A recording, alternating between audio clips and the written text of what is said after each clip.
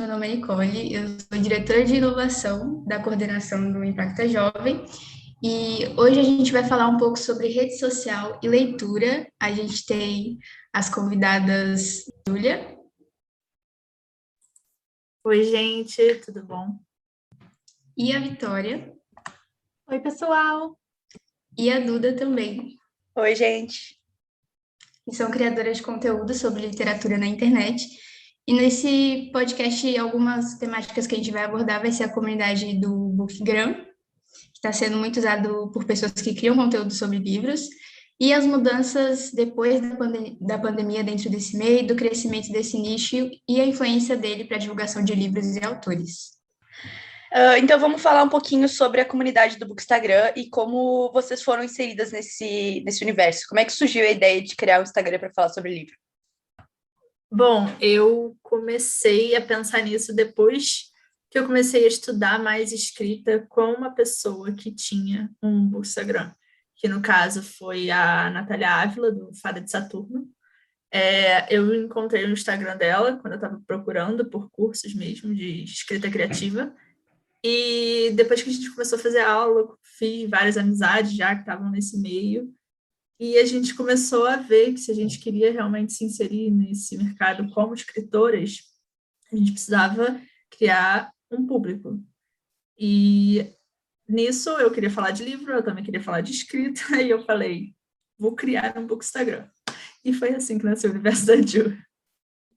Eu sempre segui alguns perfis literários quando eu tinha só um perfil pessoal.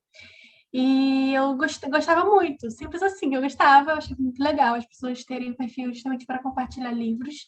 Na época eu não era, eu não lia tanto quanto eu leio hoje, mas eu já lia, então eu tinha vontade mesmo de compartilhar. E o nome veio na minha cabeça, foi simplesmente isso. Eu criei a conta em setembro e só em janeiro que eu comecei a postar, mas eu já tinha ali, já estava construindo a ideia na minha cabeça que eu queria que outras pessoas conhecessem e tivessem, que interpretassem os livros da mesma forma que eu interpretava quando eu via outras páginas fazendo aquilo que eu queria fazer. Então, eu acho que foi isso. Criação do Lorde Léo, tcharam, mágica. O meu caso foi um pouco parecido com o da Jill, porque eu sabia que o Booksgram existia, mas eu só me inseri mesmo depois que eu comecei a me interessar por escrita, e também foi através do Fada de Saturno. E, tipo assim, a gente acha que o Booksgram ele influencia. Acha não, ele realmente influencia muito no que a gente quer ler, né? Mas também, quando a gente começa a seguir contas que falam sobre escrita, a maioria das que eu comecei a seguir depois do Fala de Saturno eram escritoras de fantasia. Então, tipo, eu comecei tentando escrever fantasia, mas aí depois eu vi que não era muito minha vibe. Então, tipo, me incentivou a escrever, mas tem essa coisa de, tipo, você encontrar também tanto o seu gênero que você gosta mais dentro da leitura, quanto em relação à escrita também. Então, uma coisa influenciou outra. Depois que eu comecei a entrar nesse universo mais, tipo, dentro de escrita, dentro do Booksgram, eu comecei a ler mais também, porque quem fala de escrita também fala de livro, né? Olha, eu acho que eu sou a pessoa mais diferente desse grupo, porque eu não conhecia o universo do Bookstagram quando eu entrei no universo do Bookstagram.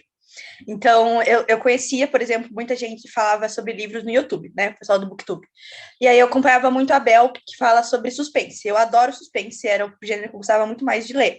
E aí eu acompanhava ela, eu ia, tipo, comprar os livros na biblioteca, na livraria, com o meu celular e o YouTube aberto. Eu não conhecia a ideia de ter um Bookstagram. Aí eu pensei assim, meu Deus, eu estou postando toda hora no meu Instagram, tipo, pessoal, fotos de livros no Stories. Eu acho que seria legal eu abrir um e criar um só para parar de encher o saco de todo mundo que me segue, de que eu tô falando sobre livros, então eu vou criar um só para falar sobre livros. Aí, acho que depois de um mês e meio, eu entrei pro Clube do Livro do Impacta, e aí eu conheci o Gustavo, e o Gustavo tinha um Bookstagram, e aí ele me inseriu, vamos dizer assim, que existia um universo do Bookstagram, que existia outros que existia, por exemplo, paleta de cores, que tinha foto igual, tinha não sei o quê, que eu, quando entrei, não sabia de nada. Então, eu fui muito inserida no vamos lá, porque não tem mais nada a fazer. Quanto a se sentir inserida no universo do Bookstagram, eu acho que é um pouco mais difícil, né? O buraco é um pouco mais embaixo. a gente tem um padrão, né, que as pessoas costumam seguir. E o padrão é você, primeiro, ser branca, ser rica e ler livros em inglês. É basicamente isso. Né? Então, assim, eu acho que parte do padrão eu sigo, porque eu sou branca, mas eu não leio livros em inglês e eu não sou rica. Então, assim, essa questão de você mesmo se comparar com outros perfis que são maiores, que fazem sucesso unicamente porque a pessoa, sei lá, lê umas coisas que. Porque você simplesmente não lê umas coisas que não são do seu nicho, não são coisas que você gosta. E, tipo assim, não é, Vitória, então as pessoas não gostam do que você fala. Pode ser também, né? Porque eu falo majoritariamente de livros Pode ser também, porque eu falo majoritariamente de livros LGBT. Mas eu não acho que seja o caso, né? Eu acho que os outros perfis, os perfis dos cachorros, os cachorros estão muito atormentados. Acho que outros perfis acabam atraindo pessoas que gostariam de ser como eles, que gostariam de ler como eles, né? Então, acho que isso também acaba criando um ideal que não realizável. É uma realidade que não é a de todo mundo, né? E assim, não sei, gente, acho que é isso. Acho que a gente começa, assim, pensar em outros perfis que quando a gente começou lá, sei lá, eu comecei o Instagram tendo, por exemplo, não tendo uma estante. Eu não tinha uma estante antes de criar. E aí, tá, comprei uma estante, vamos encher uma estante. Aí eu via os perfis das outras pessoas e elas tinham, tipo, uma estante gigante com 300 coisinhas na frente da estante, com florzinhas, plantinhas, blusinhas e um canto no quarto com paredes e prateleiras e pôsteres e mais luzinhas e mais florzinhas. E aí a gente, tipo, quer isso e aí às vezes também não quer, porque incentiva também muito consumismo, de ter muitos livros, ter que ter muitos livros. Eu penso nisso toda hora, de tipo assim, parece que a gente entra lá e vê todo mundo assim, vamos postar uma resenha. E aí posto sempre resenhas com os livros físicos. Gente, se tu entrar no meu perfil, 58% das minhas fotos é eu lendo no e-book. Porque é assim que a gente chega no ponto, tipo, do consumismo. Eu ia comentar sobre isso agora, porque é muito bizarra a quantidade de livro que eu comprei desde que eu comecei o Bookstagram. Faz um ano que eu comecei em setembro de 2020. E eu acho que, assim, metade da minha estante eu comprei de lá para cá, sem brincadeira. É uma pressão que eu acho que a gente se coloca por ver outras pessoas tendo tantos livros e, enfim. Agora, aleluia, eu cheguei num momento que eu tô mais consciente, já não compro tanto, foco mais em e-book, tô naquela missão, vamos ler tudo que tem na minha estante antes de comprar mais coisa.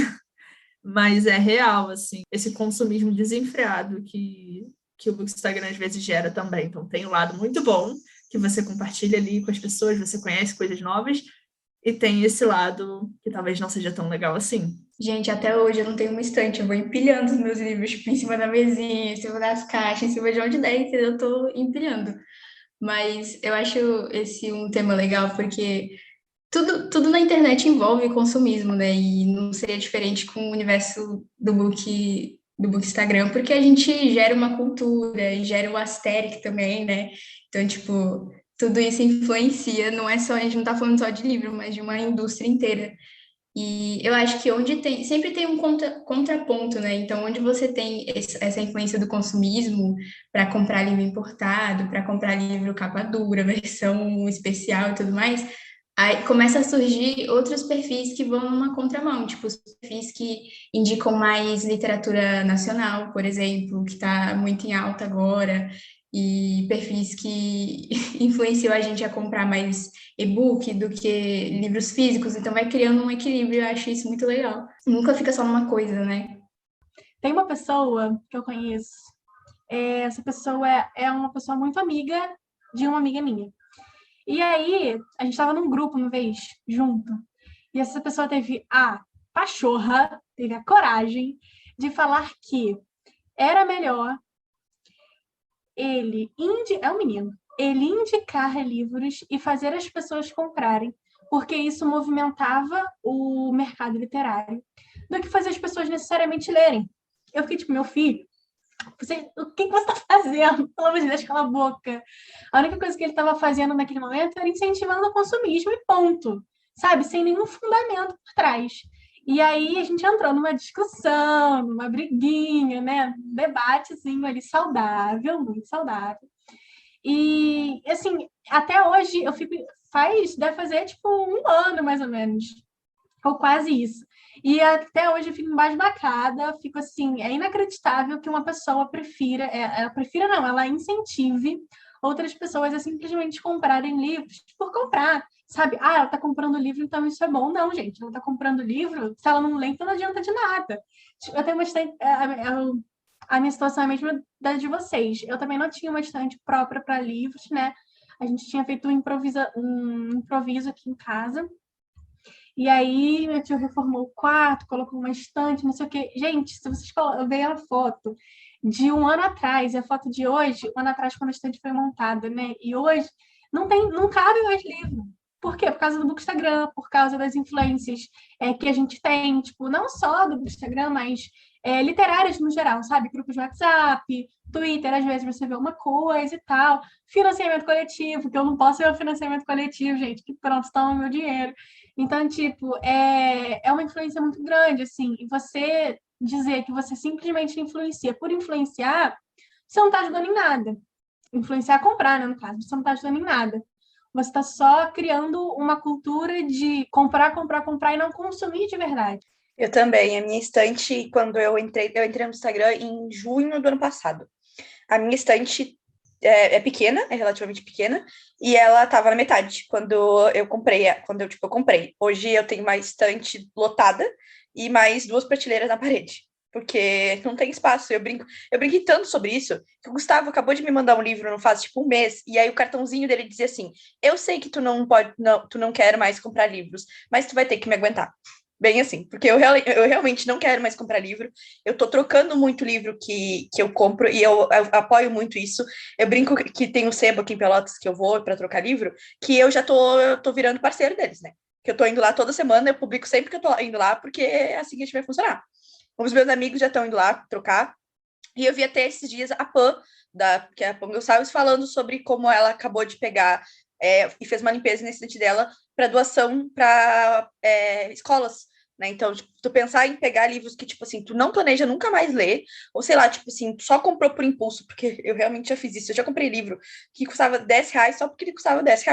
Eu nem sabia sobre o que ele falava, eu nunca nem tinha ouvido falar, mas ele custava R$ 10. Então, por que eu não vou comprar, né? Aí, então, tipo, livros que tu nunca nem pensou em ler, tu não quer ler, nunca mais vai tocar, tu troca, meu. Troca ou doa para outras pessoas que precisam mais do que tu, né? Então, existem alguns perfis que a gente vê que apoiam muito o consumismo. Não posso dizer muito por mim, porque meu consumismo no ano passado foi absurdo. A Vitória já viu, já me xingou porque eu comprei 20 livros uma vez.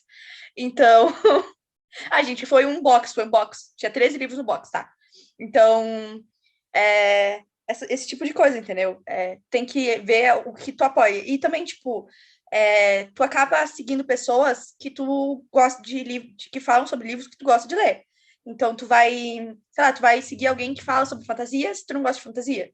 Ou tu vai seguir alguém que tu gosta mais, tipo, de romance, porque ele fala sobre romance e fala sobre perto do gênero que tu costuma ler. Então, é uma influência bem mais direta do que não. Ou até, tipo assim, a gente brinca. Eu brinquei, eu vi esses dias. A menina. Ai, gente, como é que é o nome da menina que ela tem o perfil? Que ela começou no ano passado, ela tem, tipo, 20 milhões de pessoas. Todas.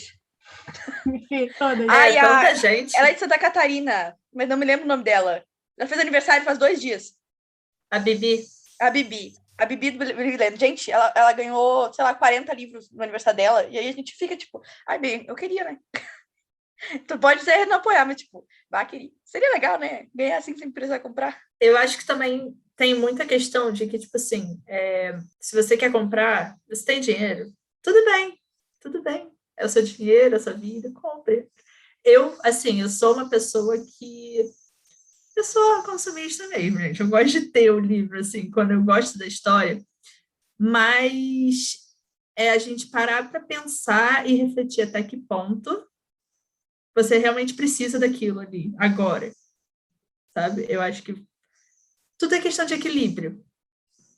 Porque é inegável, né, gente? Que, tipo, só de você comprar o livro e aí ficar toda naquela expectativa, esperando chegar, e quando você abre, você cheira o livro, tudo isso, só de você comprar já é uma serotonina ali no seu cérebro, entendeu? Então, para você só comprar sem ter certeza de ler, é dois pulos, né? Então, tipo, é realmente saber se controlar a carteira. E o Scooby tá aí para isso, né, gente? Tudo para mim, uso demais, acho maravilhoso. Voltando para essa questão de redes sociais, Facebook, Instagram, o que mudou na vida de vocês, assim, de hábitos no cotidiano, depois que vocês criaram o Instagram literário? Quais são os pontos positivos, negativos? Vamos começar pelo negativo, porque é assim que eu sou, né? Eu comecei a me cobrar muito, muito, muito, muito mais em questão de leitura, tipo, muito. Então, assim, se eu não lia um dia e eu via outras tipo, as pessoas lendo 100 páginas por dia, lendo um livro inteiro por dia, eu já ficava me sentindo mal. Então, assim, eu acho que essa comparação acaba fazendo a gente ir para um caminho que a gente não esperava ir, quando a gente criou o perfil. A questão do consumismo também, que a gente já falou aqui, né? Mas não posso deixar de citar, é uma coisa que impactou muito negativamente, no meu caso.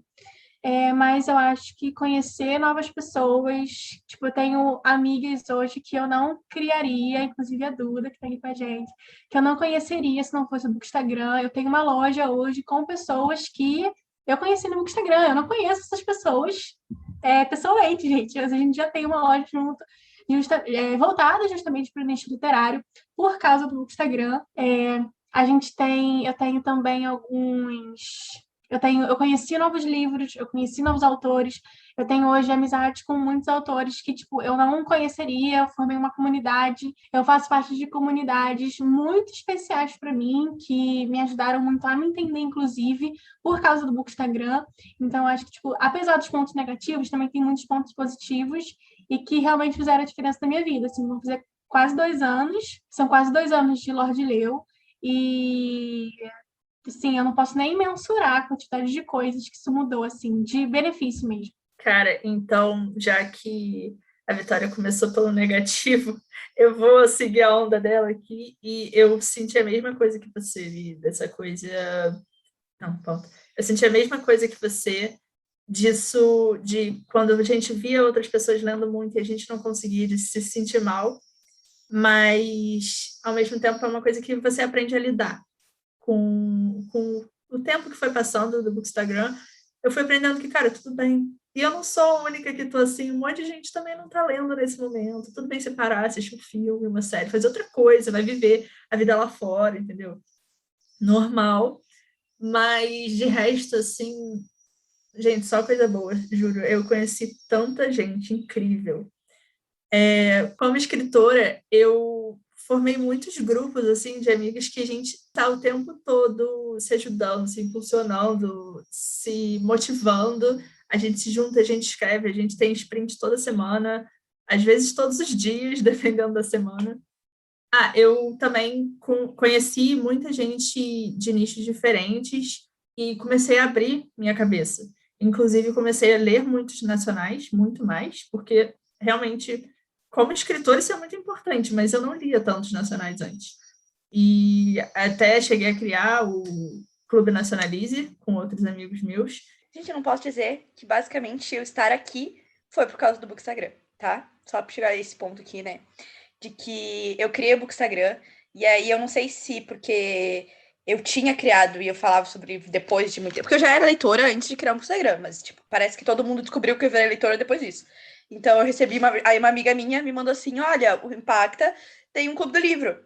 E aí eu me inscrevi pro clube do livro, muito feliz lá, me mandaram mensagem pensando que era tipo, que era uma escolha. Na verdade, eles mandaram para todo mundo. Mas aí eu entrei no Clube do Livro do Impacta. Eu entrei no Impacta pelo Clube do Livro do Impacta. Eu faço tudo hoje no clube por causa do Bookstagram, porque alguém me disse que existia. Então, eu criei um grupo de pessoas e amigos por causa do Bookstagram. Tanto a Vi, que tá aqui porque a gente é amiga por causa disso. E eu tive esse momento do... parece que eu não tenho não leio tanto o suficiente para criar o conteúdo que eu preciso criar. Então, quando eu comecei, eu tive essa conversa com a Vitória sobre o que é, tipo, números, o que é o fato, tipo, publica a cada 2 dias, publica a cada 3. Tu tem conteúdo, parece que tu lê o suficiente para ter, sei lá, 20 publicações por mês. Tu tem 20 livros naquele mês para ter, que tu leu, tu tem uma coisa para escrever uma resenha sobre aquilo. Então, eu tive muito isso. Uma amiga minha esses dias falou isso para mim. Tipo, eu te acompanho e eu não sei como é que tu consegue ler tanto, porque tu lê tanto e eu não sei como é que tu consegue. Eu falei assim, cara, atualmente a minha leitura já não é... Ler já não é um negócio, tipo, vou pegar um livro e vou me sentir muito feliz lendo meu livro. É mais, tipo, não li nada hoje, então vamos acordar de manhã, vamos assistir um sprint aqui e vamos ler junto. Porque é mais uma questão de hábito que tu tá, tipo, naquele momento, naquele horário, naquele sempre, porque tem um sprint lá que acontece sempre nos mesmos horários, nos mesmos dias. E aí não é mais um tempo, tipo, estou realmente me sentindo prazerosa em estar lendo, independente de qual livro. Se for um livro muito bom, tu vai sentir prazer em ler ele. Mas, tipo, não é... Eu não pego um livro porque, você tem vontade de ler, né?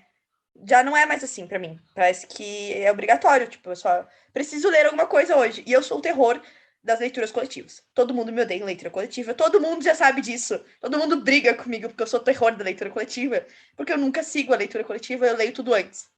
A Vitória tá aí pra ir, porque Jogos Vorazes, eu já tô no 3º livro, a gente não discutiu nem o 2º ainda. Tá? Então eu sou o terror da leitura coletiva pra todo mundo. Aí... Mas, tipo, sei lá, eu gosto... muita coisa foi muito feliz. A minha carreira cresceu por causa do Instagram, porque agora eu tenho muito mais... Eu tenho literalmente uma carreira por causa do Instagram. Então, eu conheci pessoas que eu não conhecia. Esse ano eu abri a minha cabeça para... Dá pra ver... Vocês não veem, né? Mas eu tenho um mapa mundi atrás na minha parede. E esse ano eu abri a minha cabeça sobre leituras de outros países não americanos, de autores não americanos, não britânicos, e também não brasileiros, porque a gente pode não ler tanto livros nacionais, mas se a gente pensar que a gente lê muito mais livros nacionais do que a gente lê, por exemplo, autores africanos, que se tu pegar assim lá no teu vários, tipo, pouquíssimo entre comparação. Então eu abri a minha cabeça também para muito sobre isso. Gente, também não adianta, recadinho para quem nos ouve, dizer que lê livros nacionais e só lê livros do eixo Rio-São Paulo, tá bom? Um beijo para vocês. Esse é o recadinho da Vitória de hoje. Não, eu só queria dizer que tem um projeto... eu nunca vou me lembrar o nome dela. Da Andrea Bisfato, acho que é assim, né? Bistafa. Ela tem um projeto sobre leitura no mundo. Então, tipo, todos os meses ela tem um canal no Discord que ela fala sobre leituras coletivas de autores de outros países que não são exatamente americanos, nem britânicos e nem brasileiros. Já que todo mundo começou com pontos negativos, né? Eu também vou falar dos pontos negativos primeiro. Todo mundo pessimista aqui. Mas eu concordo com tudo que vocês falaram em relação à pressão de leitura, né? É muito essa linha tênue entre você se sentir motivado e inspirado, né? Vendo os outros lendo, e se sentir pressionado ou se comparar. Então, às vezes a gente pende mais para um lado, outros momentos a gente pende mais para o outro. E eu acho que é normal, né, de você estar em qualquer comunidade, com a literária não vai ser diferente. Mas não é todo livro, por exemplo, que vai ser incrível, não é todo livro que você vai ter conteúdo para, vai ter alguma opinião para postar no Instagram. E eu acho que de pontos negativos é tudo que vocês já falaram, né? Como eu disse, a leitura e a escrita para mim estão muito conectadas e me motivou muito mais a escrever e mostrou que nem a leitura nem a escrita, jogando uma frase clichê aqui, são atividades que precisam ser solitárias. E essa é a parte mais legal para mim, de tipo ter companhia para escrever, ter companhia para ler e para conversar sobre as duas coisas. E outra coisa também, não é querendo desprezar os meninos, mas eu gosto muito que a comunidade literária tem uma presença feminina muito forte, assim. É uma coisa que acho que é tão legal, tipo, incentivar a criatividade entre a gente, sabe? E ter a leitura e a escrita como esse ponto de união entre as meninas mesmo e de diálogo. Então, falando sobre como a gente está no Instagram, e a gente agora pensa nos novinhos que acabaram de entrar nas redes sociais, no BookTok, no BookTudo, o que vocês acham que o fato de tudo isso, do BookTok, do BookTube, do Book Instagram, do Book Twitter, do Book não sei mais aonde, influenciou nessa formação de novos leitores? Eu acho que, assim, gente, é a opinião de uma pessoa que não estuda isso, tá? É só porque eu vejo mesmo. A gente tem... É muito fácil a gente ter acesso à internet, né? Muitas pessoas, na verdade, têm acesso à internet. principalmente as pessoas que têm condições financeiras mesmo de comprar um livro de ler. Ou de pelo menos saber ler, né? Porque não é a realidade de muitas pessoas, de todo mundo no Brasil, na verdade. Então, a rede social, ela funciona mesmo como uma mola impulsora para divulgação de leitura, assim, em geral. Assim como funciona para filme, assim como as pessoas postam a opinião de um filme e as outras vão lá querer assistir também, da mesma forma funciona com os livros, assim, de uma proporção um pouco menor, porque as pessoas acreditam que ler não é tão prazeroso quanto ver um filme, mas essa não é a discussão de hoje. De uma forma menor, porque as pessoas pensam que não é tão prazeroso, que ler não é tão prazeroso quanto assistir um filme, mas acaba acontecendo de alguma maneira, né? E hoje em dia a gente tem uma introdução muito mais jovem de crianças e pré-adolescentes na internet, quando tinha, tipo, quando eu era pré-adolescente e criança, né, eu não tinha acesso à internet tão fácil quanto as pessoas têm hoje. Hoje em dia, uma criança com 9 anos já tem um telefone, com 8 anos já tem um telefone, com acesso a tudo, né? Não é simplesmente ter um telefone, é um telefone com tudo. Então, ela vai ter o TikTok dela, ela vai ter o Twitter dela, ela vai ter o Facebook, acho que hoje um pouco menos, né? Mas antigamente era moda ter o Facebook. Ela vai ter o Instagram, e ela vai ter acesso a todas as outras coisas, ao YouTube, enfim, a N coisas que vão ajudar ela a chegar, que vão ajudar, na verdade, a literatura a chegar até ela. Então, assim, é um ponto positivo? Muito. Que a gente acaba influenciando desde a infância as crianças a lerem livros. Mas tem um ponto negativo? Também, né? Porque eu não posso deixar de ver o lado negativo aqui. Porque as crianças estão abertas a receber influências, informações que não estão de acordo com a faixa etária delas. A gente já conversou um pouco sobre a faixa etária, né, em outro momento, mas a classificação etária, enfim. Mas eu acho que, apesar do ponto positivo, né, a gente também tem que tomar um pouquinho de cuidado quanto ao público que a gente está falando e tudo. Eu não tenho um público muito pequeno no meu Instagram, né? De acordo com as métricas lá que o Instagram entrega pra gente. Mas mesmo assim, né, tem sempre aquele cuidado e tal, de você notificar o conteúdo, de você notificar os gatilhos, de avisar quais são os conteúdos que tem presente naquele livro. Mas eu não vejo isso em muitas outras contas, né? Não sei se são as pessoas que eu sigo ou se realmente as pessoas não colocam, mas assim, eu vejo pouco. Olha, eu acho que seria algum pouquinho das pessoas que tu segue. Porque não é exatamente alguém que eu sigo, mas eu já comecei a reparar que aqueles videozinhos, por exemplo, dos Reels de indicação de livros, tipo, livros que me fizeram chorar. Gente, tem tanto gatilho, tem uns gatilhos que eu não sabia nem que era gatilho. Tipo, gatilho, tipo, gangue. Esses dias eu vi gatilho de gangue. O que é gatilho de gangue? Então, tipo, tem uns pontos que vai, os outros também não. Mas eu acho que essa formação de novos autores tem muito a ver com o ter redes sociais, ter o acesso que a gente não tinha quando a gente era jovem. Porque o meu acesso quando eu era jovem, eu não sabia que... Acho que nem existia e-book na época que eu era jovem. Então, não sei exatamente quando foi criado o e-book, mas eu acho que não existia quando eu era jovem.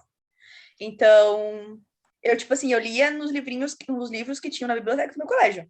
Ou os livrinhos que eu ganhava de aniversário. Esse era o tipo de acesso à literatura que eu tenho hoje. Hoje, gente, meu irmão tem 8 anos e tá valendo Harry Potter no meu e-book. Então, o acesso à literatura que, por exemplo, ele tem, porque eu leio, é muito maior que, tipo, o acesso que ele quiser ter, por exemplo, de Percy Jackson, futuramente, que eu vou influenciar ele, obviamente, vai ser muito mais fácil, porque eu tenho um box do Percy Jackson na minha casa.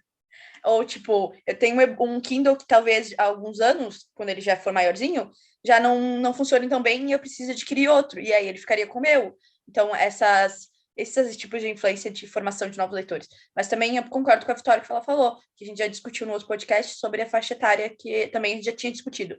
Sobre muitas pessoas que têm acesso a esse tipo de conteúdo sobre livros, pegam livros que são muito fora da faixa etária. Hoje, até a gente estava conversando antes, de que, por exemplo, agora eu li Vermelho, Branco e Sangue Azul. E aí eu terminei o livro, no outro dia eu entrei no Reels e aí eles estavam falando sobre as faixas etárias e botaram Vermelho, Branco, Sangue Azul e Verity como mais 14. E não é um livro que é mais 14, é um livro que é muito mais 16, ou tipo até mais 18. Só que aí, tipo assim, tu já pega também a criação de conteúdo fora de uma faixa que, por exemplo, da tua própria opinião, que tu acha que aquilo não é. É que nem eu brinquei, tipo, a gente brinca sobre ter gatilho pra tudo, tem gatilho pra gangue, pode ser que não seja pra mim, mas talvez seja pra alguém lá E aí, então, tem que pegar esse tipo de coisa. Isso que você falou do vermelho, branco, sangue azul e mais 14, mais 16, eu estava conversando outro dia com umas amigas minhas que também são escritoras, também tem Bookstagram, enfim, sobre até que ponto as pessoas também não têm tentado vender seus livros como YA, que seria o jovem adulto, né? Porque é uma classificação que Mais está em influenciável. alta, está muito em alta, mas não é aquilo. Porque, por exemplo, Vermelho, Branco, Sangue Azul eu considero NA, que seria o New Adult. Não é jovem adulto, tá mais para novo adulto, que seria a tradução literal, né? Também acho. Eu acho. É que nem o acordo que a gente estava discutindo no outro. Tipo, o pessoal tenta botar ele como para pessoas jovens, na verdade, ele é new adult, porque, na verdade, essa Total. coisa... e aí eles pegaram, por exemplo, assim, eu acho que a gente consegue classificar bem de pensar assim, tu vai falar sobre livros adultos, vamos dizer assim, para pessoas mais velhas, quando tu vai falar sobre, tipo, faculdade. Quando tu já pega pontos que tu tá discutindo sobre a faculdade e sobre relacionamentos que já tá na faculdade, dentro do livro, eu acho que aí tu já pega o ponto que tu vai falar sobre, tipo, já é um gênero adulto. Porque aí tu vai para pontos que tu, tipo assim, entre aspas, tu faria quando tu já tá na faculdade, quando tu já é adulto o suficiente para aquilo. Então, o fato do livro, tipo, se o livro passa ali no ensino médio, talvez ainda consiga entrar ali, né? Dependendo do livro, ainda fica, tipo, uma faixa etária suficiente para mais 14 e mais 16. Mas, tipo, quando tu já pega personagens que já estão na faculdade e que começam relacionamentos já na faculdade, muito mais 16 do que, ou mais 18, e mais 14 jamais. Eu tenho. Antes de eu falar disso, uma coisa que eu pensei quando vocês estavam falando de Percy Jackson agora é que, tipo, cada geração tem o seu hype, né, que vai introduzir a pessoa à leitura. Então, tipo, a geração de alguns anos atrás foi introduzida por Harry Potter e Percy Jackson. Agora, eu não sei qual é o hype dessa geração, tipo, de 14, 15 anos que tá entrando agora. E eu tô muito preocupada que provavelmente vai ser New Adult, né? Provavelmente está sendo New Adult. E, tipo, são poucos jovens, tipo, mais novos de 14, 13, 12 anos que eu conheço de agora que estão sendo introduzidos à literatura por Percy Jackson, Harry Potter. Não dizendo que esses livros são superiores, mas, tipo, eles foram muito um marco, né, de uma juventude leitora de alguns anos atrás. E em relação a gatilhos, eu tenho uma opinião um pouco, assim, contraditória, porque eu acho que a faixa etária, a indicação de faixa etária de idade é mais importante do que a de gatilhos, no sentido de tipo, tudo pode ser um gatilho para alguém em alguma coisa específica. Então, eu acho que o mais importante é você colocar a faixa etária de idade que está mais de acordo com o peso do tema que vai ser tratado. Então, tipo, se é um livro que tem mais chances de ter gatilhos pesados, você não vai colocar uma faixa etária para 16 anos e colocar lá que tem gatilhos. Por que não colocar uma faixa etária de 18 anos e, tipo, não dar spoiler sobre a história, sabe? Eu penso muito sobre isso. Porque às vezes é mais fácil você colocar que tem gatilhos só para você poder baixar a faixa etária. Entende mais ou menos o raciocínio? Tipo assim, eu acho que eu fico preocupada também em qual é o livro que a geração atual tem como ponto de começo. Porque a gente fala sobre Percy Jackson e Harry Potter, mas a gente também não começou com Harry Potter e Percy Jackson. A gente começou lá com os livrinhos de aquele do Diário Otário, de livrinhos, tipo, super, super, super infantis, do Luluzinha, de quadrinhos, entendeu? Eu fico preocupada que eles não cheguem nesses livros. Porque a gente, tipo, o pessoal que tem Bookstagram, não exatamente todo mundo, mas já é uma faixa etária mais velha. Mas assim, tem uns 15 anos pra cima. Não é esse tipo de livro que eles leem. Então, tipo, tu entrou no Instagram e tá vendo lá, ninguém vai falar sobre o querido Diário Otário. E é o Diário de Banana. Eu brinquei com isso, que na época do Dia das Crianças, o meu irmão tem uma fotinho com ele lá, com bonitinho, com o livrinho do Diário Otário, e nos livros que eu tinha mais infantis. Então, tipo, tu não tem esse. Qual é o começo? Ano passado eu fiz isso também, de mostrar livros. Qual foi o primeiro livro que tu lembra de ler? E eram livrinhos super muito mais infantis do que o Percy Jackson e Harry Potter. Por outro lado, eu tenho visto que esse pessoal mais jovem está tendo um acesso a uma literatura muito mais diversa também. Eu até cheguei a comentar na nossa outra entrevista que eu cheguei a comentar no outro podcast que, por exemplo, a escola da minha prima, eles compraram os 2 Heartstopper, Espere Até Me Ver de Coroa. Isso também eu acho que é muito legal, porque na nossa época, as idosas, né? Mas assim, quando eu tinha essa idade, uns 14, 15 anos, eu não via livros LGBTs, assim, ainda mais na escola. Gente, calma aí, que espera tem me ver de coroa. Eu amo esse livro. Eu tenho vários pontos negativos para falar sobre ele, mas não falo sobre porque eu acho que é um livro assim com um poder muito grande, muito mesmo. Eu adoro esse livro. Mas agora o que eu queria falar de verdade é o seguinte: eu tenho uma prima de 14 anos, né? 13, sei lá, gente. Acho que ela tem 13. E aí, ela tá lendo agora A Seleção, né? E aí, assim, não sei, é o melhor livro para ela ser introduzida no mundo da leitura? Não sei. Eu preferiria que ela fosse introduzida com o Percy Jackson, com certeza. Porque eu teria alguém com quem conversar, sabe? Mas, assim, já é alguma coisa, sabe? Ela fez a mãe dela comprar para ela todos os livros de Anne, aqueles coloridinhos, né? De Anne de Green Gables e tal. Então, assim, por causa da série. Porque eu influenciei ela a assistir a série, né? Eu basicamente sentei ela comigo e falei, vamos assistir nesse momento.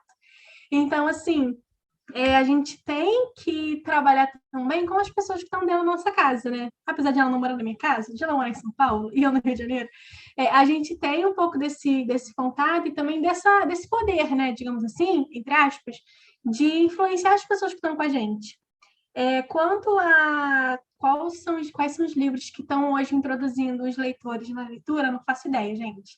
Sério, assim, porque não tenho muito contato, né, com pessoas menores, no caso, crianças, pré-adolescentes e adolescentes. E pensar nisso é muito estranho, porque, meu Deus, eu sou uma adulta, eu tenho 21 anos, mas a gente realmente, isso é um pouco além do nosso entendimento, sabe? Eu acredito que hoje as pessoas seriam introduzidas por Conectadas, né, da Clara Alves, que é tipo uma potência gigantesca hoje em dia, por Arlindo, da Ilustralu também, que é um livro muito bom, né, uma história em quadrinhos. Talvez ainda por Percy Jackson, mas eu acho que não tanto Harry Potter quanto era antigamente, graças a Deus, que ninguém merece ser transfóbica. Os livros da Cassandra Clare também são os livros que introduzem muitas pessoas por causa da série, por causa do filme e por causa da premissa também que conquista muita gente. Então, assim, ainda que esses livros sejam antigos, né, alguns, né, sejam de uma geração anterior a essa de hoje, eu acho que eles ainda têm uma força muito grande em conquistar novas pessoas, conquistar novos leitores, por conta da faixa etária mesmo. Eles são livros escritos para essa faixa etária. Né? Então, assim, eles vão acabar conquistando os leitores, independente de... Tipo, faz mais de 10 anos que o primeiro... Mais de 10 anos? Faz quase 20 que o primeiro... Que o Ladrão de Raios foi lançado. E ainda assim, ele continua sendo um livro que é tipo, top de venda intrínseca, né? Gente, a intrínseca é muito rica, né? Caraca, mané, é maluco! Mas, enfim, eu acho que é isso, assim, sabe? A gente não tem como mensurar, até porque a gente não faz mais parte dessa faixa, né? A gente não tem muito contato. Mas não acho que os livros da nossa geração, assim, de leitores, perdeu totalmente o encanto ainda, né? Eu vejo um pouquinho essa coisa do jovem, porque eu tenho um irmão que tem 8 anos. Então, só que eu não exatamente moro com ele, então eu não tenho tanto convívio. Mas eu, tipo assim, ao tempo que eu fiquei na pandemia, por exemplo, eu já cheguei ao ponto que eles têm muito representatividade. Tipo, um livro que eu vi, que ele discutiu, é um livro chamado As Tranças de Bitô. É um livro brasileiro, ele fala sobre uma menina que tem tranças, ela é uma menina negra, e aí ela fala sobre as trancinhas, que é eu não lembro como é que é o nome das trancinhas, mas é umas trancinhas que fica uma bolinha, sabe? E aí eles falam, por exemplo, sobre cabelo, que é uma coisa que a gente não discutia quando eu era criança. Mas a gente também pega um ponto, que a Nicole, eu não sei se a Nicole estava exatamente, mas a gente, em julho, leu um livro pelo clube chamado George. E o livro de George é um livro infantil que fala sobre pessoas trans. E aí a gente fala, tipo, vamos inserir essas crianças a falarem sobre isso. Mas aí a gente pensa em muitos pais que evitam de comentar sobre isso quando ele é mais criança. Porque é um livro que, tipo assim, não tem nenhum... Não é um livro que fala sobre coisas ruins, é só um livro que fala sobre crianças trans. Tipo, meninas ou meninos que estão se descobrindo sendo trans. E aí tu pega que pode ser que esse livro deveria ser um livro que muitas crianças deveriam ler, mas tem muita gente que provavelmente não ia querer que os filhos lessem, porque é um assunto que é tabu. E aí já vamos para os pontos. Mas essa coisa que a Vitória falou já entra até em outro tópico que a gente estava discutindo, sobre o quanto a divulgação de livros influencia na venda deles. A gente pensa também no BookTok agora, que a gente só pensa, por exemplo, em Vermelho, Branco, Sangue Azul, a gente pensa em Um de Nós Está Mentindo, a gente fala muito, esses dias teve uma discussão numa live da PAN sobre livros de cauda longa, que a gente tem o Flores para Algernon, que é um livro super clássico, que voltou porque alguém falou sobre ele no YouTube. Então, o que essa influência de, tipo, da gente falar sobre isso aumenta nas vendas e tanto, tipo, no voltar a ele ser um livro hypado? Ai, meu Deus, peraí. Você estava falando sobre, no modo geral, divulgação, né? Eu acho que aí a gente já pode linkar com dois pontos que estão muito em alta, principalmente agora, essa semana, pelo menos nas contas que eu sigo no Instagram, no Booksgram. E aí vocês escolhem aí qual o tema que vocês querem começar. Primeiro, a questão dessa crítica, vamos colocar crítica entre aspas, né? Porque eu acho que crítica ela tem um certo quê de responsabilidade, né? Quando a pessoa vai falar, mas teve essa crítica aí em relação à literatura nacional não saber produzir fantasia, que a gente está gravando esse episódio bem nessa semana que aconteceu isso. E também a questão de o tanto de pirataria que está tendo, né, de livro nacional, de autores jovens que estão lançando e usando a internet como uma plataforma para divulgação, para impulsionar. Então, a gente tem essas duas polêmicas aí, qual que vocês querem começar? Vou deixar a Gil começar, porque eu sei que o sangue dela tá fervendo nesse momento. Não, gente, sério. Ai, meu Deus do céu, a raiva que eu passei essa semana com aquele indivíduo. Porque, assim, foi um comentário muito do infeliz que ele fez. Você não pode simplesmente julgar a literatura de um país inteiro e ainda colocar ela como se ela fosse um gênero, porque literatura nacional não é um gênero, gente. E falar que você não gosta de nada que é escrito aqui no Brasil, que é tudo ruim, porque você leu um livro que você não gostou. Você tem todo o direito de não se identificar com Machado de Assis, não gostar desse tipo de escrita mais rebuscada, mas você não pode simplesmente pegar e falar que você não gosta de toda uma literatura nacional porque você não gostou daquele livro, porque não só você está sendo cabeça fechada, como você está influenciando outras pessoas, porque o tal indivíduo tinha muitos seguidores, então ele era, sim, um influencer, e ao mesmo tempo que foi muito legal a gente ver o movimento que isso levou a tantos outros influencers, escritores e leitores no geral falando contra isso e apoiando, sim, a literatura. Legal no sentido de não legal que ele falou, mas legal ver que tanta gente é mente aberta, assim, e, enfim, tem senso, né? Isso é muito perigoso, porque outras pessoas que estão começando agora a criar o senso crítico vão pegar e vão associar isso ao certo, até porque tem muita síndrome de vira-lata ainda aqui com a gente. Então, enfim. Gente, eu acho muito estranho falar sobre isso, porque é o seguinte, eu não costumo falar, literatura nacional, leiam porque é nacional. Não gosto disso. Ponto, não gosto. Porque desde o começo do Bookstagram, principalmente, né, eu comecei o Bookstagram com um livro que, tipo, é o amor da minha vida, que eu sempre tive aqui, de Amanda Orr, né, que na verdade é um pseudônimo de Maria Freitas. Por causa desse livro, assim, acho que foi o livro certo para eu começar o Bookstagram, então, ponto. É um livro, é um livro incrível, por sinal, tá, gente? Tá disponível gratuitamente no site da Maria. Mas, assim, a gente ainda segrega muito, cara. A gente segrega demais as coisas, assim. É literatura nacional ou é literatura, ponto. Ou é literatura para livros estrangeiros ou é literatura nacional.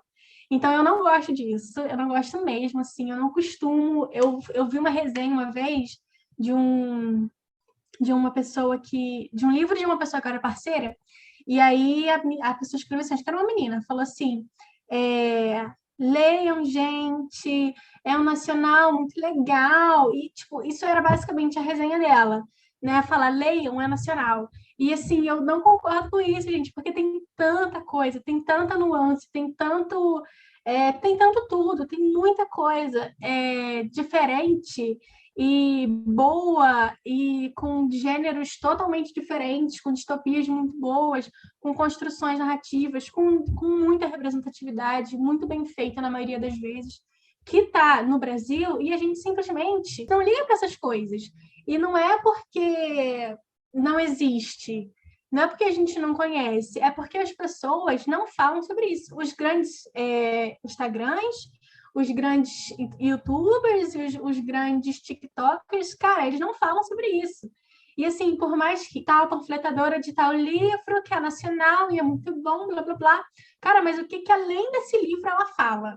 Aí na indicação, eu vou indicar 4 livros sáficos. Aí, TikTok, musiquinha. Aí, fulano, Espero que Viva de Coroa, One Last Stop, blá, blá, blá, blá, blá, blá. Acabou, não tem nenhum nacional. Então, assim, qual é a dificuldade de você que se ama dizer, que ama se dizer, ai, meu Deus, influenciador e divulgador da literatura nacional, colocar ao menos 50% de livro nacional na tua lista de toque, minha filha. Entendo isso. Então, assim, gente, eu fico muito indignada com isso, porque eu acho realmente o cúmulo do absurdo você resumir a literatura, uma literatura inteira de um país, que é tipo assim, sabe? É um negócio que eu estou estudando literatura brasileira na faculdade, a gente começa, os registros começam quando? Na carta de Pero Vaz de Caminha. Depois disso, gente, isso foi 1.000 bolinha, 1.500 bolinha. Então, depois disso, a gente tem muita coisa, a gente tem muita literatura incrível, incrível mesmo. Eu li um livro que se passa em 1900, que se passa não, que foi escrito em 1905, se eu não me engano, que chama A Alma Encantadora das Ruas, do João do Rio. Ele era um escritor negro, gay, gordo, na época, em 1905, alguns anos, uns 20 anos depois, mais ou menos, da abolição da escravatura, as pessoas ainda não tinham, as pessoas negras, principalmente, ainda não tinham acesso à literatura como esse cara teve. E quem conhece esse cara? Ninguém, gente. Ninguém, assim. Principalmente porque a literatura marginalizada, ela é marginalizada. Bom, a literatura representativa, ela é marginalizada desde 1500, desde 1900 e bolinha, sabe? Desde o início, sim, lá. Então, assim, a gente tem muitos leitores bons, assim, principalmente esse cara, o João do Rio. Ele fala sobre as pessoas que estão nas ruas, sobre os trabalhadores, sobre as prostitutas, sobre muita coisa que até hoje em dia a gente finge que não existiu, né? A gente não conhece, na verdade. Conheci muita coisa por esse cara, e não tudo ainda, porque tem uma infinidade de coisas, muita coisa, que a gente fecha os olhos diante dele, né? A gente não procura conhecer também. Não, Vitória, eu entendi super o seu ponto. Agora eu vou usar só um contra-argumento de que eu acho que essa coisa de sempre quererem bater na tecla, leiam, olha esse nacional aqui, para você que estuda letras, para gente que acho que já está inserido há mais tempo nessa comunidade de leitores e até de escritores também, a Nick também escreve, para gente isso pode parecer um pouco óbvio, que sim, literatura nacional também é boa, e a gente vai ler, e a gente vai falar disso normalmente, né, digamos. Mas eu acho que ainda é importante a gente bater nessa tecla de que, cara, esse livro nacional, não sei o quê, porque muitas pessoas não têm esse senso crítico construído mesmo. Por exemplo, se você está começando a ler agora, a gente até comentou nossas referências para terem começado a ler Percy Jackson, Jogos Vorazes, Harry Potter, na edição nacional. E a gente já vai valorizando super. Mas as pessoas que estão começando agora, talvez que tenham muito essa coisa de serem influenciadas pela cultura norte-americana, principalmente, podem se ver parando para pensar, e nossa, realmente, a literatura nacional é muito boa. Eu concordo que não é legal você fazer uma resenha de um livro ou indicar um livro falando, leiam, porque esse nacional é muito bom, só porque ele é nacional. Não, não é assim. Mas eu entendo essa coisa de quererem bater na tecla e falar que é nacional, entendeu? Acho que deu para explicar o meu ponto. Entendi. Eu acho que os dois pontos fazem muito sentido. Eu acho que esse termo de literatura nacional está tão em alto agora exatamente porque surgiu essa necessidade, mas eu também vejo é a importância de, como a Vi falou, sobre discutir essa segregação dentro da literatura, e isso me lembrou de uma coisa que eu ouvi numa palestra da Chimamanda, que é, ela escreveu vários livros, né, tanto ficção quanto não ficção, um deles é Hibisco, outro é Como Criar Crianças Feministas, enfim, acho que ela é bem conhecida, né, no meio literário feminista, e teve uma palestra que ela foi perguntada sobre literatura africana e sobre a importância dela dentro da literatura africana. E, tipo, já embolotou um monte de países, né, aí dentro do termo africano. E aí ela falou assim, não, eu não vejo como literatura africana, eu vejo como literatura, ponto. Porque dentro da literatura africana tem muitos gêneros. Tipo, essa coisa de você fazer um recorte, isso, estigmatização de, tipo, literatura feminina, por exemplo, sabe? Que é uma coisa que ainda existe, das pessoas chamarem, assim, um certo tipo de gênero. E em relação a essa polêmica que teve de nacionais e fantasia, cara, eu nunca li tanta fantasia nacional como esse ano. E, tipo assim, eu li os livros e eu ficava, cara, se isso aqui fosse adaptado, ia fazer tanto sucesso. E puxando a sardinha pro lado já do cinema, né? Tipo, eu não sei se eu sou iludida, mas eu me sinto muito otimista, porque agora a gente está num momento muito especial na produção.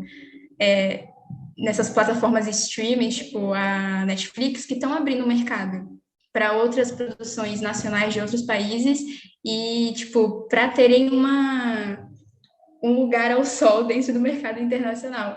E eu fico, tipo, assim, torcendo dentro da minha cabeça toda vez que eu leio um livro de fantasia nacional, pedindo aos céus para que alguém faça uma adaptação de uma história escrita, sei lá, por um escritor brasileiro que seja fantasia, porque eu acho que a gente, não trazendo de novo para essa coisa da. Ah, porque é nacional, mas porque ai, gente, a gente tem tanta coisa boa em fantasia, sabe? Escrito por autor nacional, e eu só queria ver uma adaptação de um escritor brasileiro. Meu Deus do céu, por favor, me dê isso. Porque como discutiram com a questão sobre essa semana, discussão sobre livros de fantasia no Brasil, a gente entra numa discussão que aconteceu em julho, sobre uma menina que botou uma caixinha de perguntas, não me lembro o nome dela, ela botou uma caixinha de perguntas falando sobre, a Vitória já sabe o que é, sobre qual livro você não gosta de ler? E alguém respondeu dizendo livros LGBT. E ela concordou, disse que não gostava do gênero, livros LGBT, que não é um gênero, e botou tudo numa bolinha e ainda disse que não gostou, que não gostava, que não lia esse tipo de livro. E aí a gente teve toda uma motivação, todo mundo que, tipo, lê ou que não pode não ler, mas, tipo, ainda apoia esse tipo de coisa, discutindo na internet sobre e como falar sobre livros LGBT de uma bolinha é ridículo, porque tem tantos gêneros que a gente pega. Em julho a gente já tinha conversado no clube sobre o LGBTeca, que é um site onde tem tipo, todos os livros sobre de todos os gêneros que entram no grupo de LGBT, de livros que tem personagens LGBT. Então, tipo assim, tantos pontos que a gente vai jogar uma bombinha rápida aqui.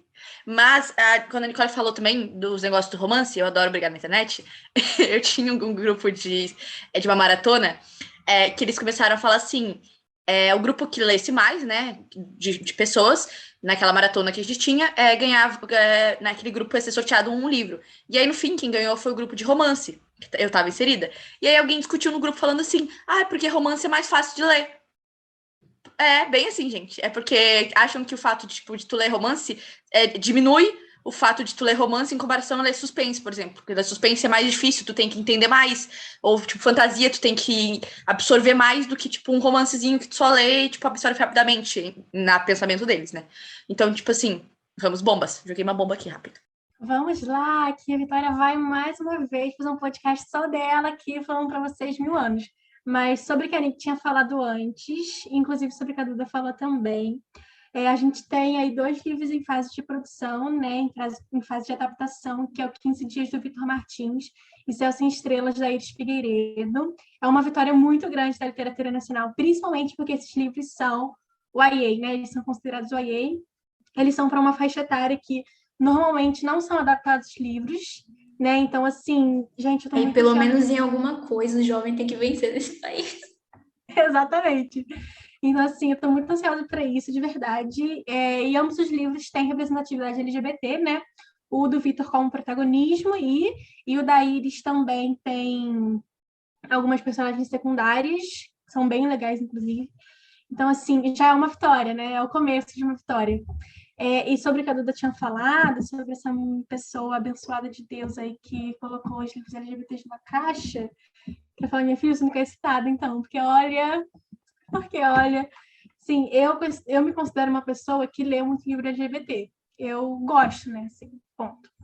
E é isso, sabe? E você tem tanta diversificação, diversificação é ótima, né? Mas você tem tanta diversidade, tanto em representatividade, né, em diferentes letras da sigla, quanto em gêneros literários, que eu acho difícil de verdade, você ter lido uma coisa e você simplesmente colocar tudo numa mesma caixa e jogar fora, sabe? Deixar de lado. Porque é muita coisa, muita representatividade, é muita diversidade de gênero mesmo, né? Eu vou citar aqui livros que eu conheço, né? Não vou citar livros, né? Mas eu vou citar aqui, tipo, o que eu lembro. Eu conheço um livro de suspense que tem representatividade LGBT. Tô falando nacional, tá, gente? Porque eu geralmente não leio LGBT estrangeiro, não. Tem livro de romance, tem drama, tem suicídio no meio da coisa, tem fantasia, tem Luzes do Norte, da Juliana Domingues, que vai sair pela Galera em 2022. Tem um drama muito... Eu falei que eu não ia falar livro nem, já tô falando, né? Tem um dramalhão do Juan Julián, perfeito, querido ex-maldito ex, que eu amo de paixão, gente. Tem Maria Freitas aí, que tá trazendo agora a M Cobra e a Garota de Outra Dimensão, que, gente, eu amo, é tudo pra mim, na minha vidinha inútil, da minha vidinha medíocre. Maria é uma figura, tipo, incrível, assim. Eu não sei nem falar, gente, porque eu fico realmente emocionada, eu amo muito Maria Freitas. A gente tem o Pedro Ruas, que hoje está tomando o TikTok inteiro com Enquanto Eu Não Te Encontro. Então, assim, a gente tem muitas, e inclusive livros também que não são para a faixa etária jovem. Mas, enfim, tem outros livros também para faixas etárias que não são jovens, que não são YA, que não são dramalhão, que não são romance, que estão conquistando outras pessoas, que as editoras estão dando uma chancezinha, né, hoje em dia um pouquinho maior do que antigamente, para essa literatura que é muito diversa. E não é diversa só em gênero, né? É diversa também em letras da sigla lá, né? Em sexualidade mesmo, identidade de gênero, em tudo. Né? Até porque as pessoas leem, por exemplo, um romancezinho gay e, nossa, eu odeio literatura LGBT, eu odeio isso. Gente, tem tanta coisa, assim, incrível mesmo. Mas, enfim, vou deixar vocês falarem.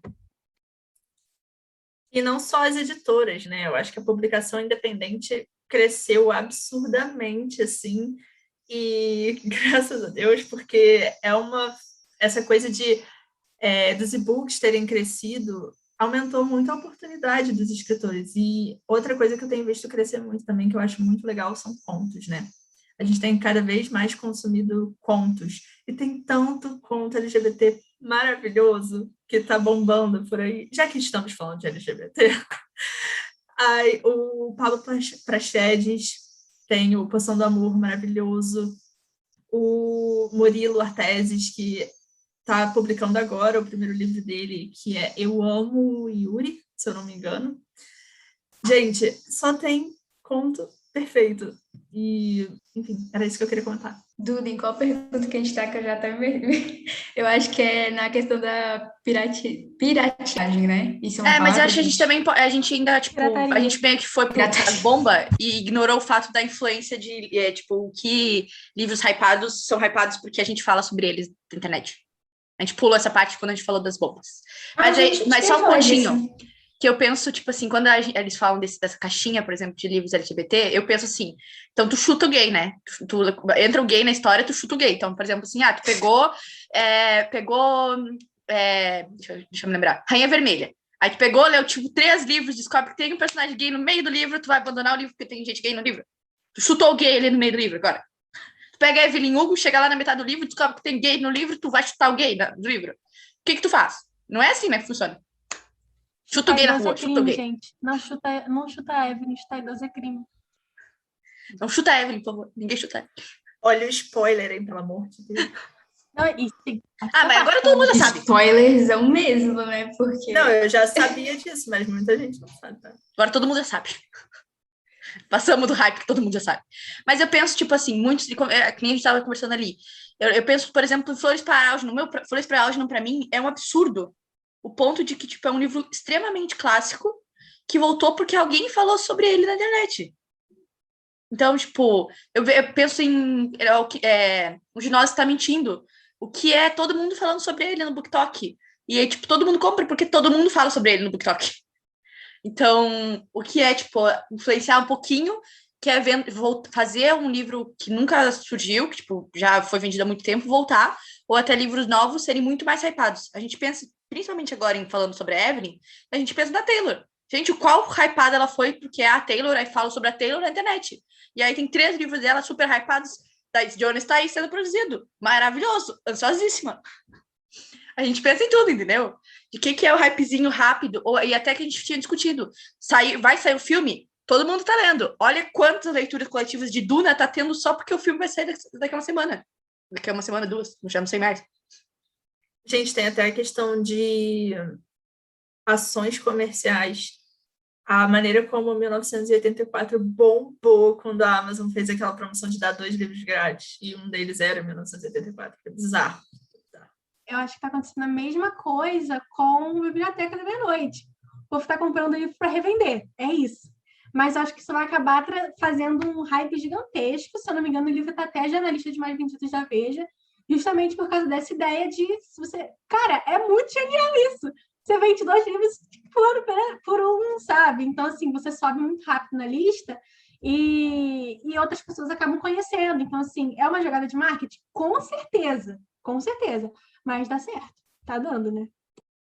E é uma coisa boa, né, gente? Tipo, eu não consigo ver um lado ruim nisso, deixa o coração do escritor quentinho, porque não é tipo, eu não vejo isso acontecendo com série e com filme, do tipo, você tem o hype de quando lança, mas depois dá uma amornada, e a não ser que tenha alguma polêmica envolvendo, é muito difícil ter esse hype de novo, uma segunda, uma terceira vez. E com livro é tão legal que dá pra acontecer isso, tipo, você tem o hype de quando você lança, e pode acontecer de novo, pode acontecer um monte de vezes, né, durante os anos. Eu acho que o único filme que realmente acontece isso é Meninas Malvadas, porque todo 3 de outubro as pessoas reassistem. Não, já é patrimônio cultural, aí não dá nem, é uma exceção, entendeu? Não dá para levar em consideração. Eu queria falar sobre Conectadas, né, da Clara Alves. O livro foi publicado há 2 anos já. E hoje, e há poucos meses, assim, acho que poucas semanas, é que ele foi indicado pela primeira vez como o mais vendido da Veja, né, da revista. Então, assim, a gente tem... Isso é o quê? É o TikTok. Ponto. Né? As pessoas estão divulgando muito o livro, muita gente está conhecendo por causa do TikTok. E as pessoas estão comprando, porque é um livro acessível, né, também, não é um livro, oh meu Deus, 51 no livro, tem, sei lá, menos de 200 páginas, mas é um livro, primeiro que é bom, né, gente? Clara Alves é rainha do AE, desculpa. Mas a gente tem aí meu Deus, até que eu estava falar da Clara, fiquei até... A gente fica um pouco... Então, assim, a gente tem um livro que foi publicado há muito tempo, né? Porque, assim, editorialmente falando, assim, 2 anos é um tempo bem grande, né?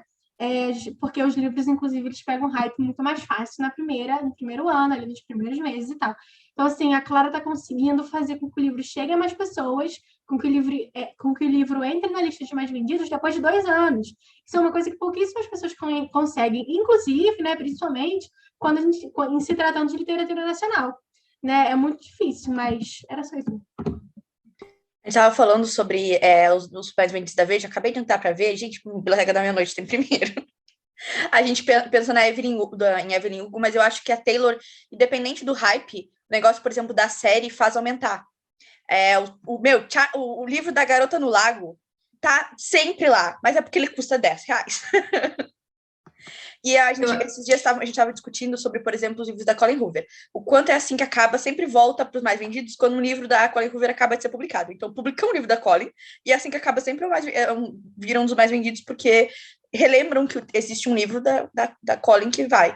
Torturado também tá famosíssimo. Daisy Jones, porque a série vai. Teto para Dois, que é maravilhoso. Amo, amor da minha vida, dono do meu coraçãozinho. Sempre os livros do Stephen King. sempre os livros ali de 1984, todas as edições, né? Mas, tipo, sempre assim, é um livro que sempre vai voltar e sempre vir, e vai e volta. Nesse caso, eu acho que não é nem o livro, tipo, a Taylor, Stephen King e Colin Hoover, eles são autores hypados, tipo, não é nem o livro, é o autor que é hypado mesmo. Tudo que ele lançar, vai ter gente falando, entendeu? É basicamente isso. Fale mal, Pode fale falar. bem, mas fale de mim. Eles são dessa vibe, assim. Gente, queria falar uma coisa rapidinha, é que eu estava vendo aí um livro recente do Stephen King que lançou, se eu não me engano é Rosa alguma coisa, não sei o nome, mas, ou tá em pré-venda, sei lá. Eu sei que o nome dele é basicamente isso aqui da capa. Isso aqui, Stephen King, é mais da metade da capa. E o nome do livro tá aqui, ó. Então, assim, o pessoal estava conversando que imagina o nível desse autor para ter em mais da metade da capa o nome dele, e o nome do livro, sei lá, tipo, qualquer merda, sabe? Qualquer porcaria. Então, assim, as pessoas compram porque é dele. Sim, e não tem nenhum problema nisso, né? Mas imagina, tipo, a grandiosidade do cara, tipo, a genialidade dele de fazer com que isso venda, né? Porque, sei lá, eu não leio esse cara, não tenho vontade nem nada do tipo, mas eu não posso deixar de notificar, é ótimo, né? Mas de perceber, tipo, o quanto ele é um autor muito renomado por conta da maneira que ele escreve, né? Talvez não por isso, né? Mas eu acredito que seja isso mesmo, é assim que eu interpreto.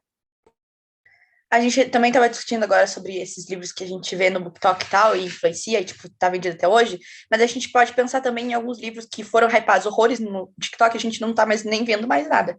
Tipo, a gente pensa no Impulso, foi um livro que, gente, todo mundo leu o Impulso no BookTube. Tipo, todo mundo no BookTube leu o Impulso. Tem, tipo, 82 canais no BookTube que falaram sobre o Impulso.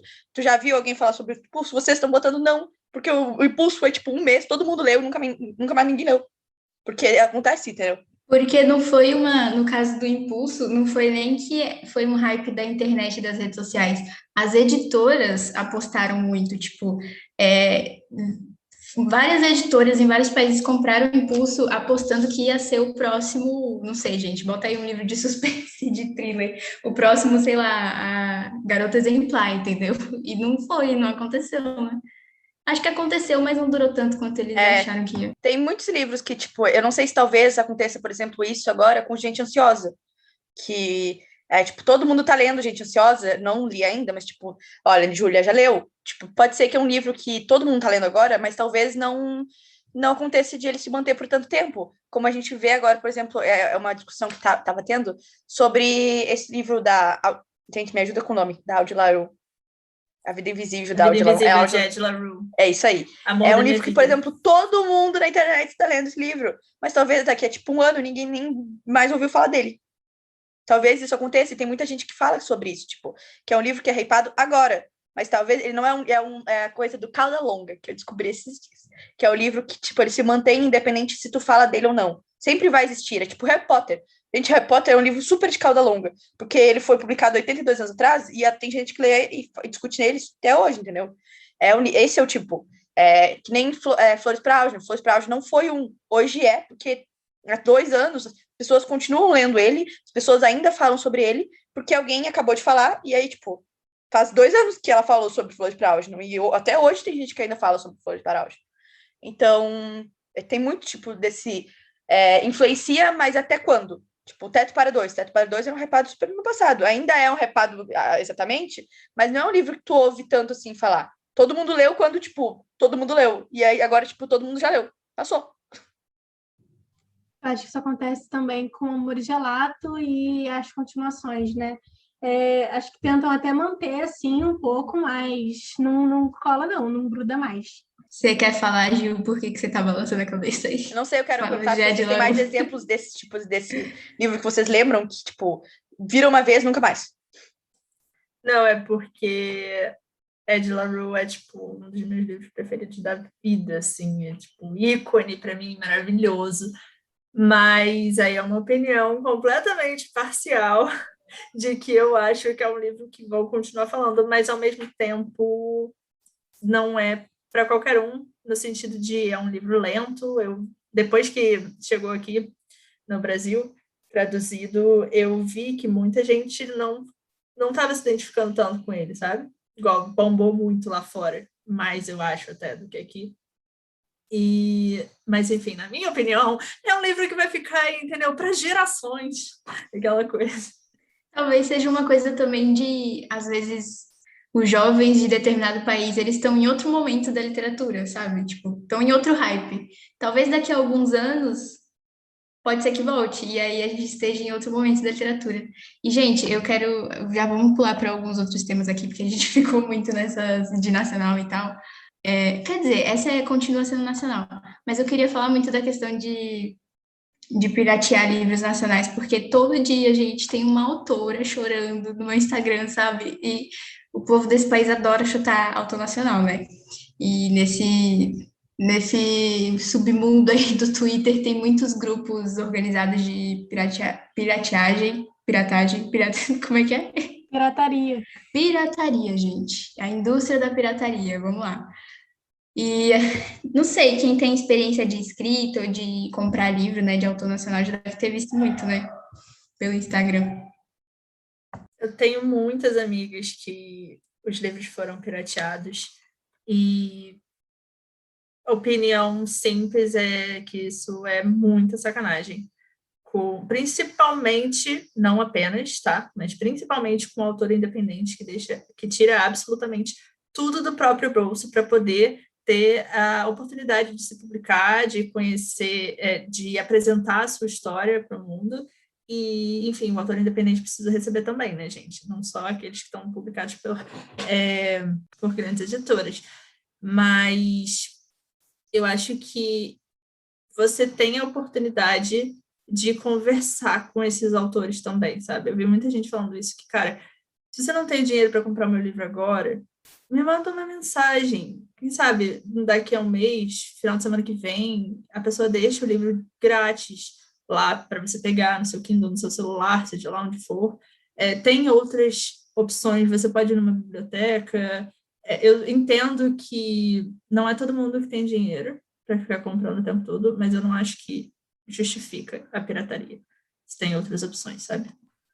Eu só queria jogar uma informação antes de vocês discutirem mais a fundo, que eu fiquei chocada quando eu descobri que muitos autores independentes, né, eles jogam o livro, primeiro, num valor de mercado muito abaixo, por ser e-book, mas também colocam no Kindle o Limited, que é muito mais acessível, né, para muitas pessoas que assinam e tal. E eu fiquei chocada quando descobri que os autores, eles ganham 1 centavo por página lida. É menos de 1 centavo. Menos de 1 centavo, gente, meu Deus do céu, sabe? E você se recusa a assinar a assinatura lá da Amazon ou a comprar um livro de R$ 4. A maioria é abaixo de 9, assim, por estatística, sabe? Exatamente, isso não entra na minha cabeça. Você não querer pagar, sei lá, R$3,99 num e-book. Gente, é menos do que uma Coca-Cola. E você querer piratear o livro, o trabalho de uma pessoa que ficou meses se esforçando para fazer aquilo, sabe? Sei lá. Quando eu comecei, eu participei de um grupo, que eu não sei não, da onde que eu consegui esse grupo, mas eu participava de um grupo que era sobre autores independentes. Então, tipo, era um grupo com vários autores independentes e várias pessoas leitoras desses autores independentes. E aí, toda semana, eu só saí do grupo porque tu tinha que ler um livro toda semana. Aí, o livro, tipo assim, como eram autores independentes, eles faziam o quê?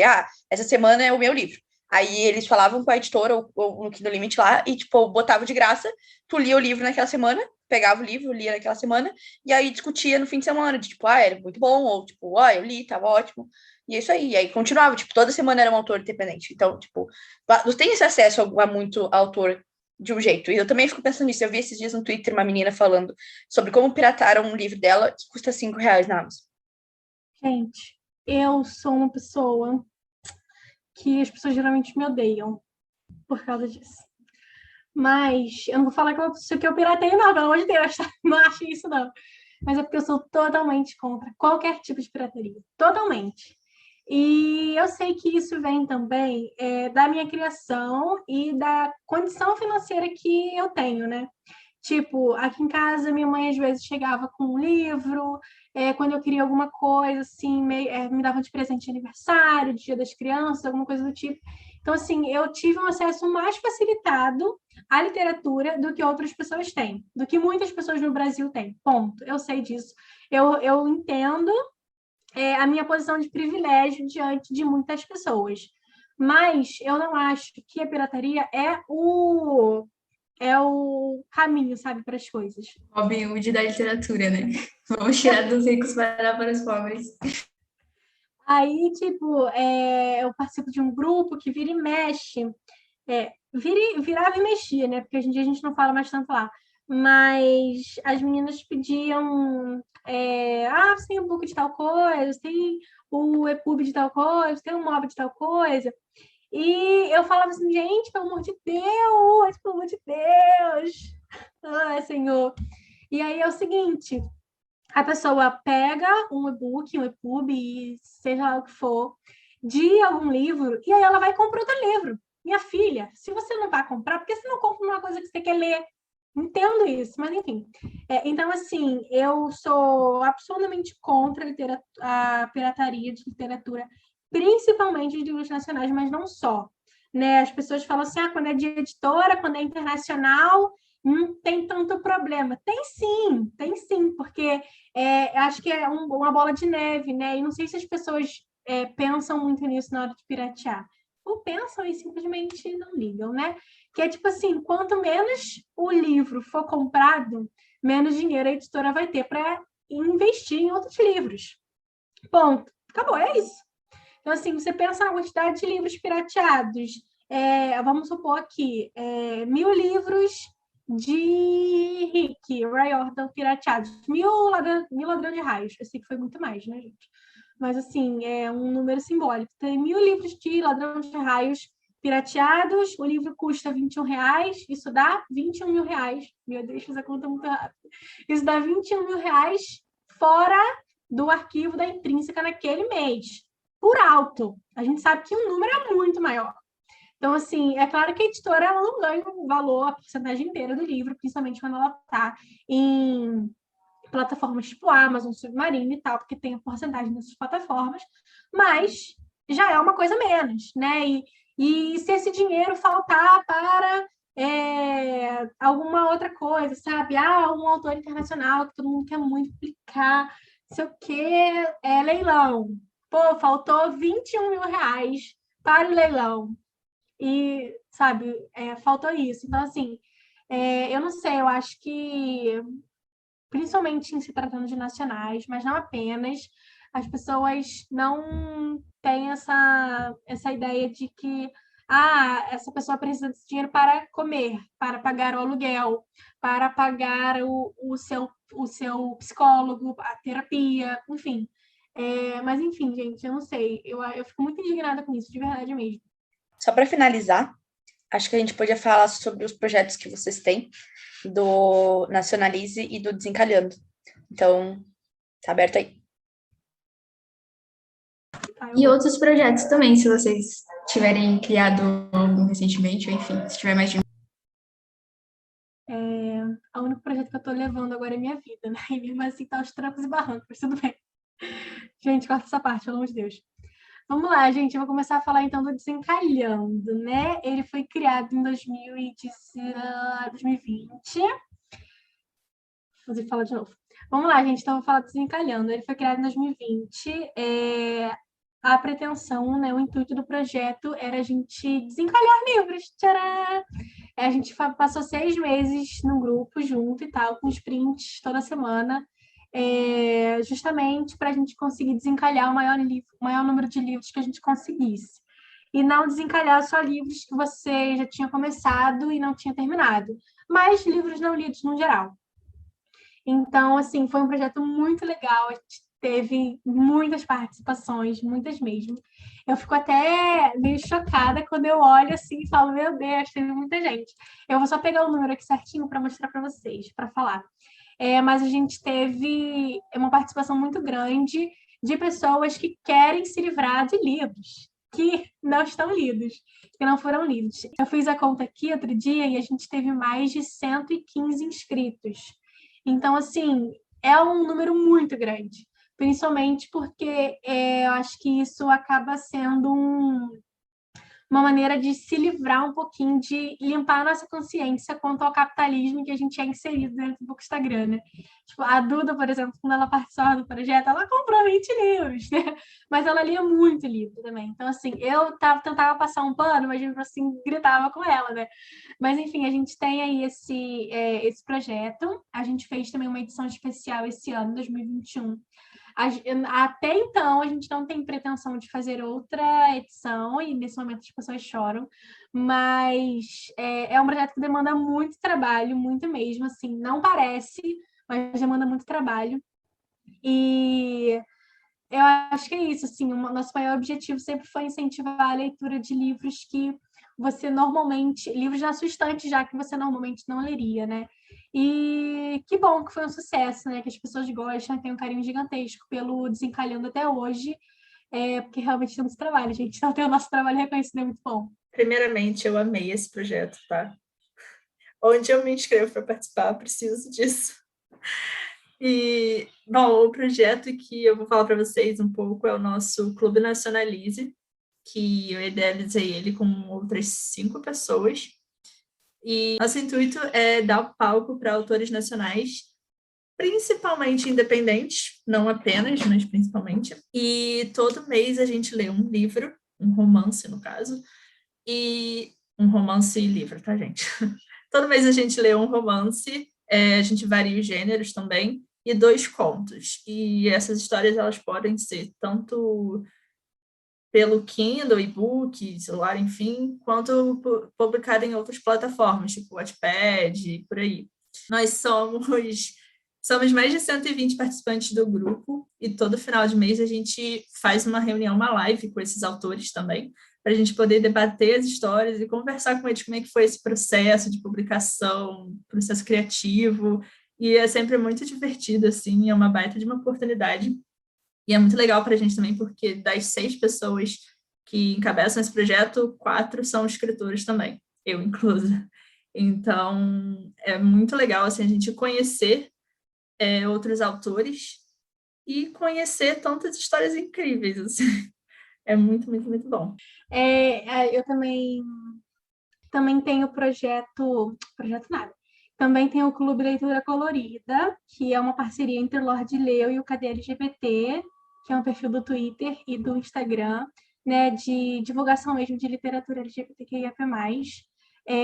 A gente faz a leitura coletiva uma vez por mês, obviamente, né, a leitura coletiva de um livro LGBT, geralmente um lançamento do mês ou um lançamento recente, todos os meses de 2021.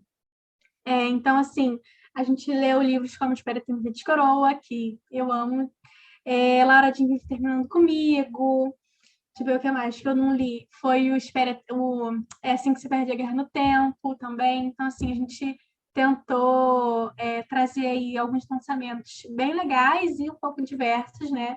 Na maioria sáficos, porque essa é a nossa vida, para fazer esses livros chegarem até as pessoas, né? Eu acho que é isso. Eu esqueci de falar uma coisa também. Eu também não sei se... Enfim, coloca depois daquela coisa que eu estava falando do Nacionalize. O Clube Nacionalize, a gente trabalha com inscrições. Então, se você quer que a sua história seja lida no nosso clube, a gente tem um formulário, você pode escrever. E, geralmente, as histórias que a gente procura para colocar no próximo mês vêm dessas inscrições. Então, são pessoas que querem mostrar suas histórias também, sabe? Ai, gente, vocês são maravilhosos. Não, eu vou aproveitar, porque é sempre existencial, o Clube do Livro do Impacta. Então, a gente tem aí, o Impacta Jovem tem um Clube do Livro. As inscrições todas estão no perfil do Impacta. A gente tem mais de 300 pessoas.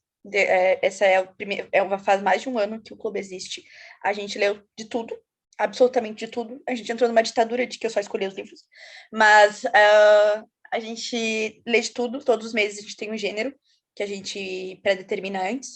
Esse mês a gente está lendo suspense por causa do outubro. Mês de outubro. Mês passado, com o Setembro Amarelo, a gente leu livros que falavam sobre depressão. Então, a gente tem reunião todo domingo, todo último domingo do mês. A gente tem templates com com cronograma para ajudar a ler, a gente tem grupo no Sprint, a gente tem Amigo Secreto, que vai acontecer agora no final do ano, a gente tem maratona todo o sábado anterior à reunião, a gente tem leitura coletiva de Duna, que a gente está lendo o segundo, vai estar para o segundo livro, a gente tem leitura coletiva extra, que é fora do clube, vamos dizer assim. Eu também tenho uma leitura coletiva da Colin Hoover, todos os meses aí, sofrendo horrores. Então, entre a inscrição para o clube é sempre pelo linkzinho que está lá no Insta do Impacta. E é muito divertido, gente. É maravilhoso, gente. É ótimo. Então é isso, gente. Amei o papo. Obrigada pela presença de todos vocês. E para quem está escutando, chequem as redes sociais da Duda, da Vi, da Gil e acompanhem os projetos maravilhosos delas também, assim como o IJ. Então é isso. Tchau. Tchau, tchau, gente. Obrigada por ouvirem nosso papo. Foi ótimo participar e obrigada por me convidarem. Foi um prazer estar aqui. Assim como a Gil, eu faço das palavras dela as minhas, porque queria muito agradecer ao Impacto pela oportunidade. Né? É muito bom a gente ter com quem conversar sobre coisas que a gente ama, nesse momento é a literatura. Obrigado por escutar a gente e nosso papo bem louco. Então, muito, muito obrigada.